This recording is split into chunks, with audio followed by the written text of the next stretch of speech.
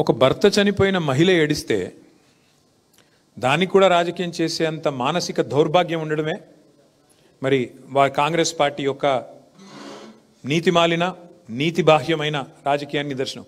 అంతమందిని చూసి నాకు గోపీనాథ్ గారు ఇంత పెద్ద కుటుంబాన్ని ఇచ్చారు మా జూబ్లీ హిల్స్ కాన్స్టిట్యున్సీలో అని చెప్పి ఆమె కంటతడి పెడితే ఆమె భర్తను తలుచుకొని, భర్త చనిపోయి ఇంకా 6 నెలలు కూడా కాలేదు బ్రదర్, బాధ ఉండదా? భారతదేశంలో మన సాంప్రదాయంలో డెఫినెట్గా భర్తను ప్రతిరోజు తలుచుకుంటారు, తండ్రిని తలుచుకుంటారు, పిల్లలు చనిపోయిన తర్వాత తలుచుకోరా? కుటుంబ సభ్యులకు ఆ మాత్రం ఉండదా? అంతమందిని చూస్తే ఇమోషన్లో ఆమె బాధపడితే దానికి కూడా రాజకీయం చేయడం అంటే కాంగ్రెస్ వాళ్ళు ఎంత నీతిమాలిన మనుషులో, ఎంత సిగ్గుమాలిన మనుషులో, ఎంత దిగజారుడు రాజకీయానికైనా సిగ్గు లేకుండా మరి ఇప్పుడైతే మీరు చూశారు ఇక్కడ ఏ రకంగా దొంగ ఓట్ల భాగోత్వంతో వాళ్ళు ముందుకు వస్తున్నారో మీకు అర్థమైంది. ఇంకోవైపు మహిళల్ని అవమానిస్తాం, బిడ్డ మీద కేసు పెట్టినారు, ఇంకా ఘోరం అది. తల్లి కోసం తిరుగుతుంది ఆ అమ్మాయి, ఆమె కూడా కేసు పెట్టారు. ఎంత నీతిమాలిన రాజకీయం చేస్తుందో కాంగ్రెస్ పార్టీ దీన్ని బట్టి చెప్పొచ్చు. Thank you.